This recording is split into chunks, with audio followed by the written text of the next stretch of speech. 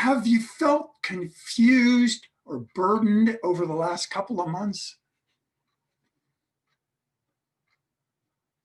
I worked in the election as a polling official for 6 days of short work for early voting and a full day of election.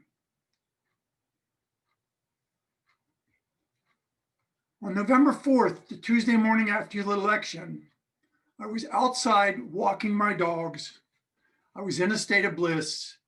And I said honestly to myself, it really doesn't matter who won this.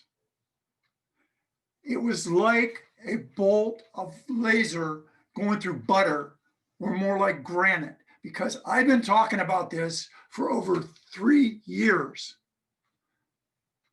What am I talking about when I say this? I'm talking about being happy without a reason. You don't need a reason to be happy.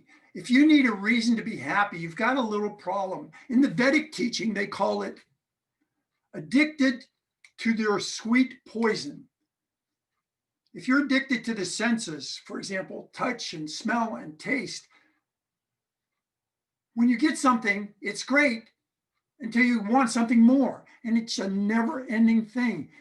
And it goes on and on and on. So if you are feeling happy because of the things you have, you will never truly be happy. Because happiness comes inside of you, regardless of what's going on in the world. I want you to consider Anne Frank, or Nelson Mandela, or Gandhi. They found joy and happiness and appreciation in some of the worst conditions you can imagine.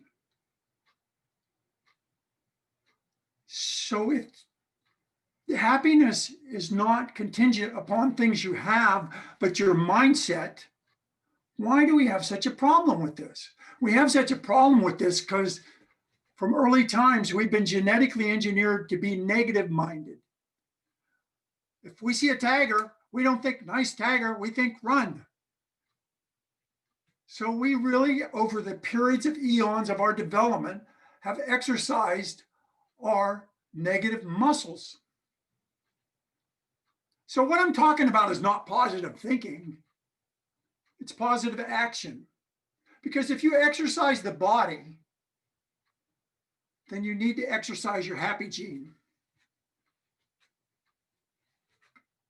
There's a couple of ways to do this.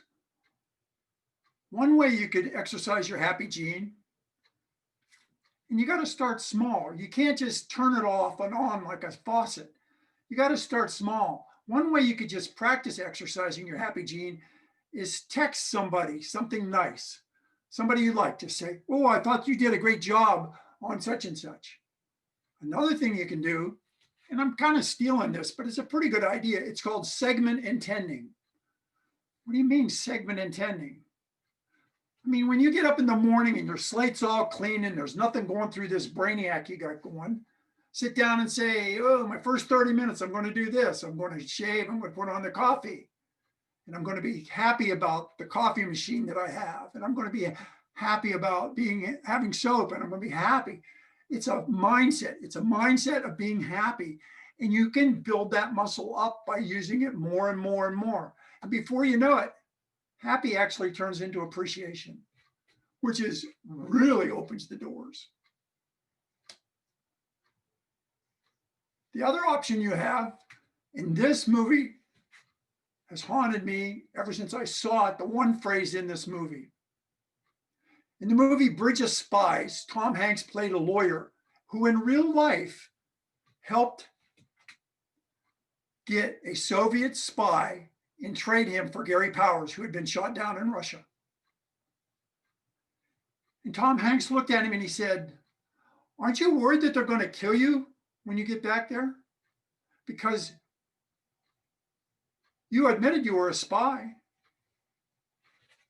And he looked at him and he said, would it help? Something you got to ask yourself when you're thinking negative. Would it help? Would it help me exercise my happy gene, my happy muscle? And I'm not talking about Ren and Stimpy, happy, happy, joy, joy. I'm talking about an inner happiness, happiness with yourself, with your situation.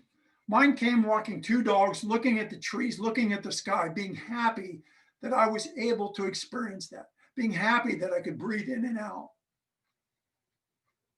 Or you could say, oh, I'd be happy when I got that car or when I got that whatever. But then you got to ask yourself, when will you stop outsourcing your happiness?